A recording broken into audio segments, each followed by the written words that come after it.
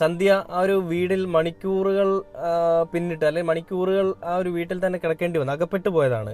അപ്പോൾ അങ്ങനെ അകപ്പെട്ടു പോയപ്പോൾ സന്ധ്യയുടെ കാലിലായിരുന്നു നല്ല വെയിറ്റ് വന്നിട്ടുണ്ടായിരുന്നത്, കല്ലും മണ്ണും ഒക്കെ വന്ന് വീണതായിരിക്കാം. അപ്പോൾ അങ്ങനെ വെയിറ്റ് വന്നിരുന്ന സന്ധ്യയുടെ മണിക്കൂറുകളോളം ആ കാലിൽ അങ്ങനെ വെയിറ്റ് ഇരുന്ന് പിന്നീട് രക്ഷാപ്രവർത്തന സംഘം അവിടേക്ക് എത്തി ഈ പറയുന്ന നമ്മുടെ സന്ധ്യയെ പുറത്തെടുക്കുകയാണ് ഉണ്ടായത്. എന്നാൽ പെട്ടെന്ന് തന്നെ സന്ധ്യയ്ക്കുള്ള പ്രാഥമിക ശുശ്രൂഷയെല്ലാം കൊടുത്തിട്ടുണ്ടെങ്കിൽ തന്നെയും ആ കാലിലേക്കുള്ള രക്തയോട്ടമോ അല്ല കാലിൻ്റെ ഒരു പ്രവർത്തനം അത് നേരെ ഗതിയിലാക്കാൻ സാധിക്കാത്തത് കൊണ്ട് തന്നെയും അത് കൂടുതൽ സങ്കീർണതയിലേക്ക് പോകുമെന്ന് മനസ്സിലായതുകൊണ്ട് തന്നെയും കാല് മുറിച്ചു മാറ്റേണ്ടി വന്നു. അപ്പോൾ അത്രയും വലിയൊരു പ്രകൃതി ദുരന്തത്തിൽ പെട്ടുപോയ സന്ധ്യയെ സഹായിക്കാനായിട്ട് നമ്മളുടെ എല്ലാവരുടെയും മൂത്തോൻ രംഗത്തേക്ക് വന്നു. അതായത് എല്ലാവരും കുറ്റം പറയുന്ന, എല്ലാവരും കളിയാക്കുന്ന, എല്ലാവരും ഈ പറയുന്ന ഹവാല ഇടപാട് വഴി കള്ളപ്പണം വെളുപ്പിച്ചു എന്ന് പറയുന്ന കൊള്ളക്കാരൻ്റെ കൂട്ടമായിട്ടുള്ള മുസൽമാനായിട്ടുള്ള അങ്ങനെയുള്ളൊരു വ്യക്തി, ആ വ്യക്തി രംഗത്തേക്ക് വന്നു. ആരാണ്? മമ്മൂക്ക.